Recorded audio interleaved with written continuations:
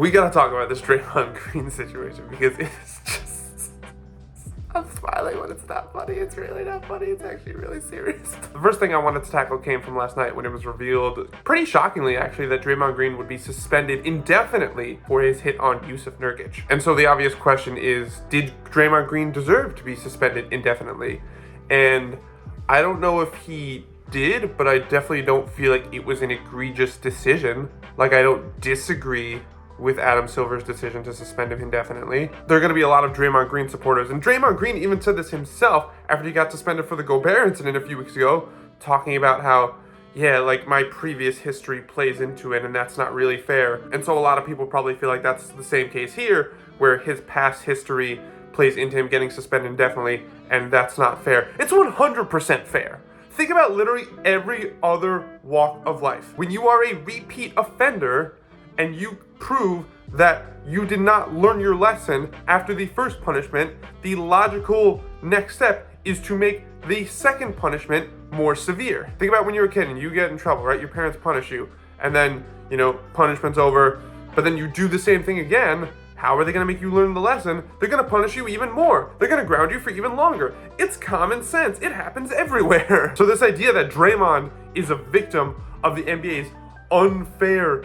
hatred towards him is just completely inaccurate. He's a victim of his own actions because he keeps doing the same thing over and over. It keeps getting him in hot water, but he keeps on doing it. And this Nurkic hit felt particularly egregious because it was literally only a few weeks ago where the Gobert incident happened. Take the John Morant thing last year. He flashes a gun, gets in trouble, has to sit out a number of games, get help. And then he does the same thing a few months later. It's the ultimate slap in the face, so of course the punishment's gonna be more severe. The other thing I wanted to talk about is that the interesting part about this whole Draymond saga is that I definitely think it feels like there is more of this stuff. There has been more of this kind of drama in the last year or two than there was previously. Which is not to say that there hasn't been a lot of instances of Draymond going nuts before, right? Obviously the thing with LeBron during the finals, there was a kick to Steven Adams' groin, thing with KD. Like, there's been instances before. I feel like those were more spread out over the course of a number of years, where we now have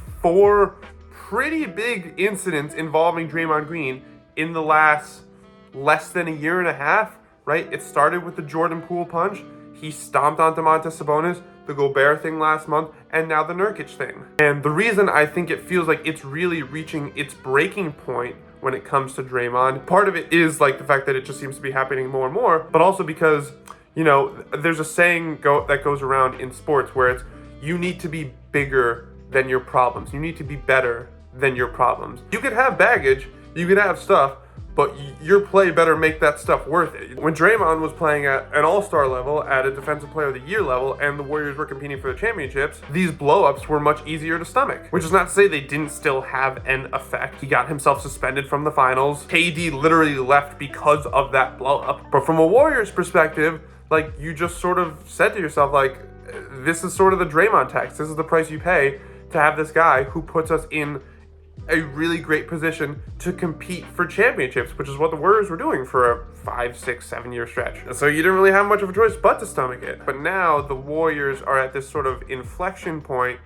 where Draymond isn't that guy anymore, and the Warriors aren't as good. Their ability to compete for championships is severely compromised. And so the baggage is still the same, if not even more, but the reward isn't as high. That's not an easy thing to stomach. I'm seeing a lot of Warriors fans on Twitter getting really ticked off because they're getting all of the bad and none of the good. And I don't know why this is happening. Like I said, it feels like it's happening more and more. I don't want to speculate about like what's going on in Draymond's personal life.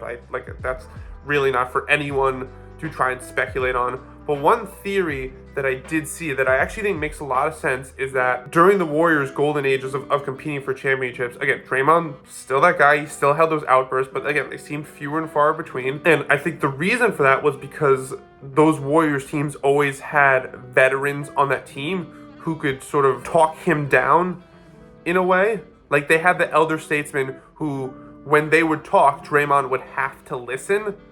and that would sort of get him to like cool his jets. Think about the David West, the Zaza Pachulias, Sean Livingstons, obviously Andre Iguodala, guys who had been in the league longer than him, who Draymond respected, so that he would actually listen to them when, you know, they maybe felt like, hey, Draymond, you're doing too much, you gotta like, you know, take a step back. But now, years later, Draymond is that elder statesman. There's nobody on the team who can really function as that guy to talk to him in a way where he would listen. I mean, Steph and Clay maybe, but that really just has never been in their nature. They're never really the vocal types. They're more of the lead by example. So there's no elder statesman to sort of keep Draymond in check. That's Draymond's role. That should be Draymond's role right now. And so that's why it feels like maybe we're seeing more of these instances in a shorter period of time. And as for what the Warriors can do about this, I don't know. The report said that Draymond's gonna like have to work to make his way back. I don't know if that's gonna be like counseling, therapy, whatever that is. I just think ultimately this is something Draymond is going to have to do on his own. And I understand the struggles that he faces in it because,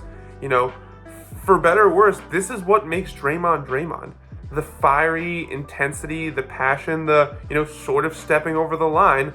That's what's made him who he is. You might not like it, but that's what's made him a Hall of Famer. That's what's made him, you know, go from second round pick to an indispensable key to a dynasty. And so I imagine it's been hard over the years for him to toe that line. And I imagine he also probably hasn't cared much to toe the line. Again, especially when it was getting him the results he wanted, which was competing at a high level, which was championships. But now I think he's at this sort of breaking point where he needs to find a middle ground because people just aren't going to be willing to tolerate it anymore. I'm not saying the Warriors are going to trade him. I'm not saying the Warriors are going to look to do anything like that. But we see it now. Like, the league just handed down the worst suspension for him that they have over the years because they're just fed up with it. When you were competing for championships, it's different. You're not that untouchable anymore. And I know that's who he is as a player, and I respect it.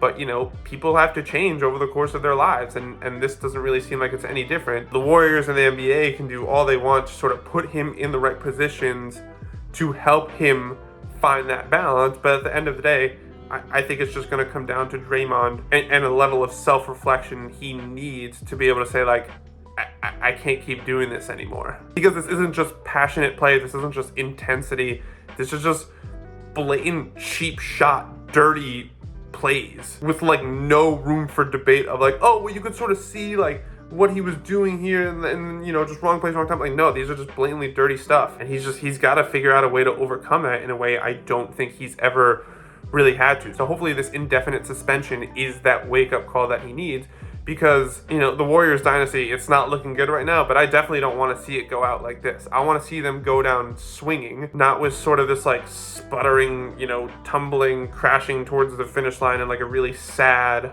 way, which is like what this Draymond stuff kind of is right now.